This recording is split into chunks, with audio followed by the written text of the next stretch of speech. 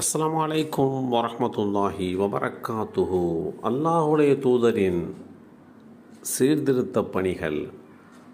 இலகுவாக்குங்கள், சிரமத்தை கொடுக்காதீர்கள், நல்லவற்றையே சொல்லுங்கள், சலிப்படைந்து ஓடிவிடுமாறு செய்யாதீர்கள், வெறுப்பூட்டாதீர்கள் என்று நபி ஸல்லல்லாஹு அலைஹி வஸல்லம் அவர்கள் கூறிய இந்த செய்தி அனஸ் இப்னு மாலிக் ரலியல்லாஹு அன்ஹு அவர்கள் மூலமாக அறிவிக்கப்பட்டு ஸஹீஹுல் புகாரியிலே 69 என்ற எண்ணிலே பதிவு செய்யப்பட்டிருக்கிறது.